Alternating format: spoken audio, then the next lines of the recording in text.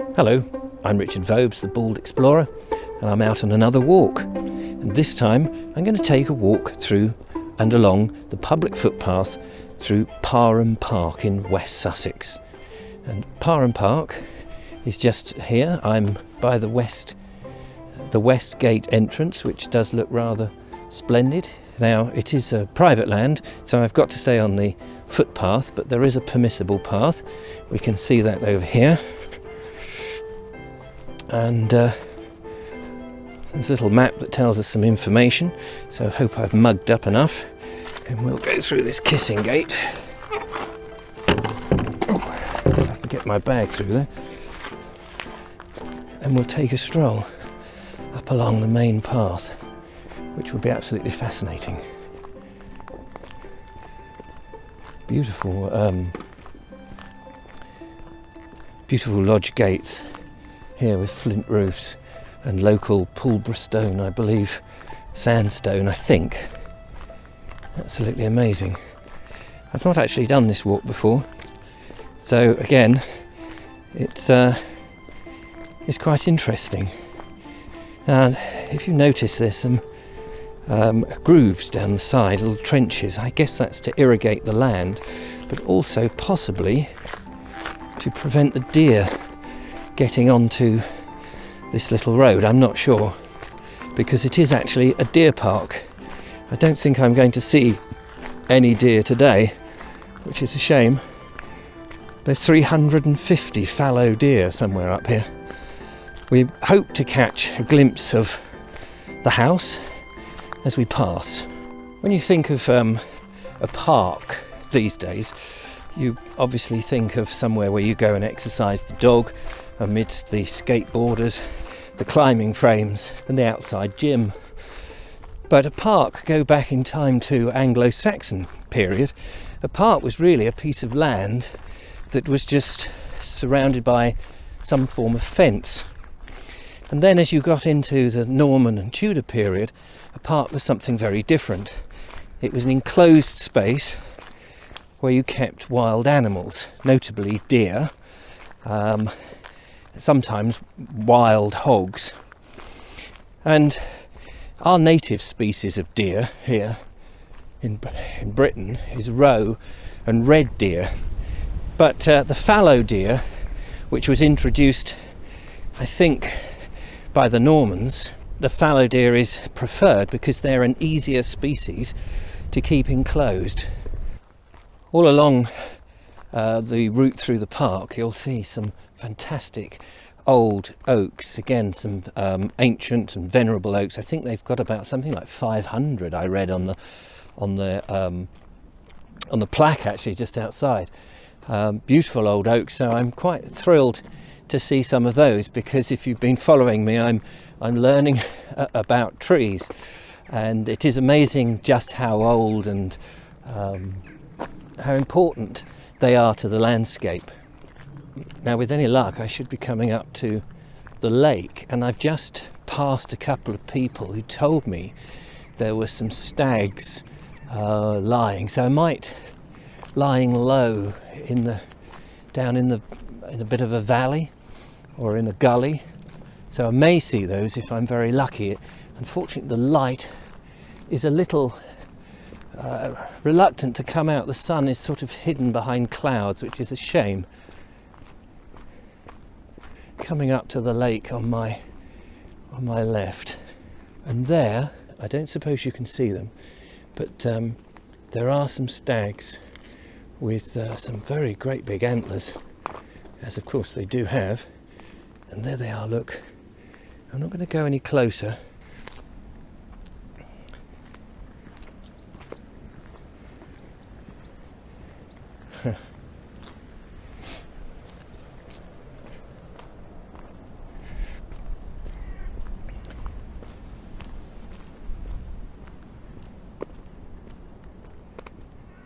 Through the trees, I can just make out the manor house. The manor house is an Elizabethan house, but go back in time to, I think, something like the 14th century. There were abbey estate here beforehand. The land was owned by the monastery of Westminster. Actually, I'm just coming up to, I suppose, the park, or the gentleman's park perimeter wall. I'm not quite sure how old this wall is, but I'm guessing it's from the Tudor period when the house was originally built.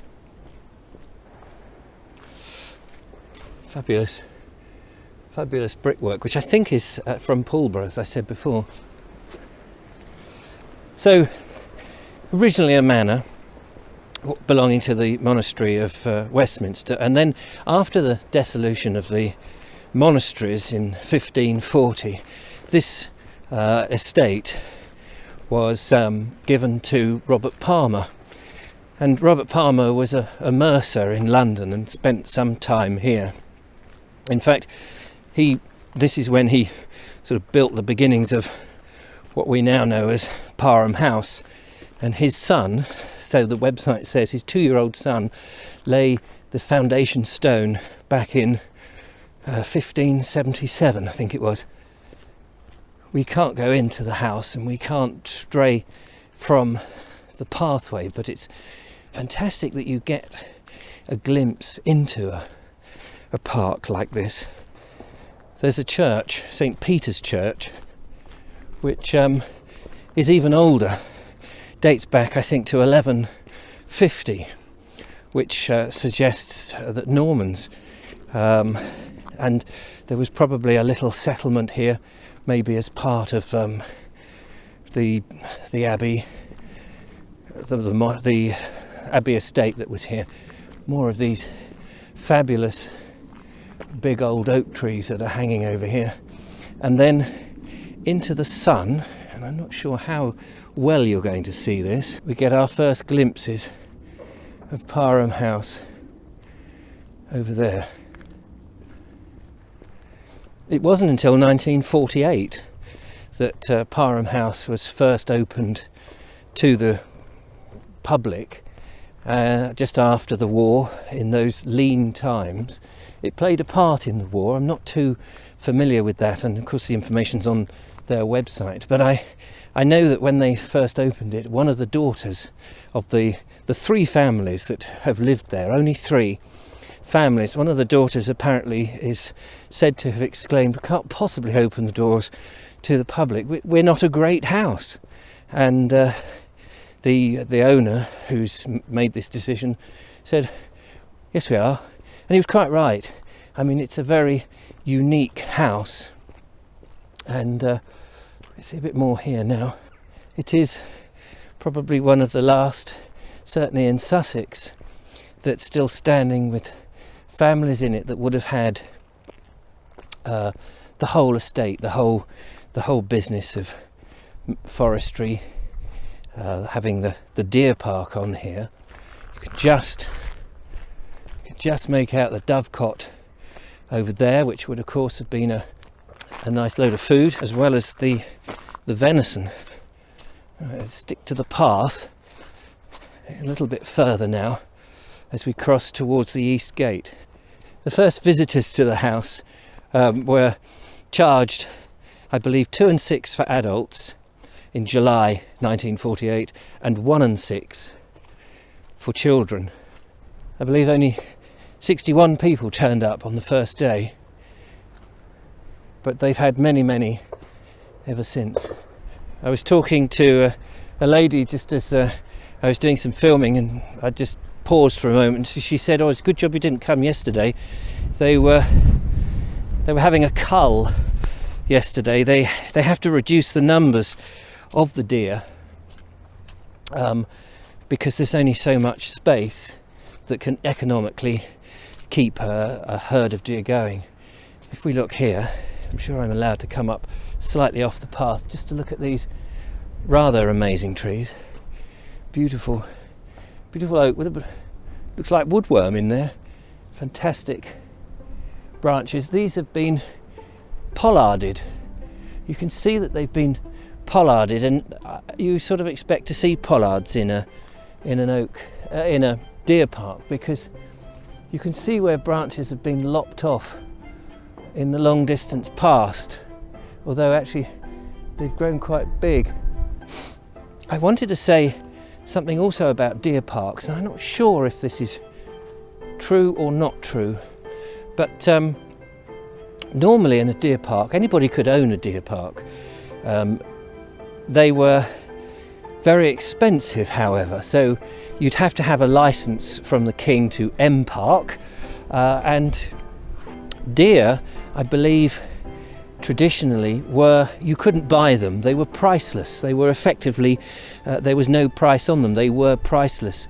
And to keep them in the old days, you would have a pail. Now there's some land mass. I don't know whether that's a pail at all, but usually around a park you would have a pail, which is this sort of earthwork, and a ditch.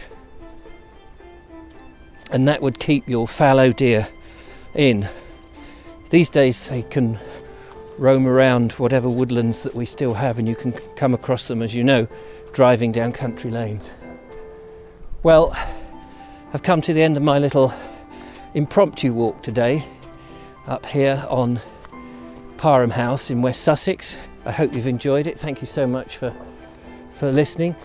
If you can hear the shooting that's going on, I think that's is it partridge shooting, probably for Christmas? Who knows? Anyway, thank you so much for watching, and I'll see you on the next one. Till then, goodbye.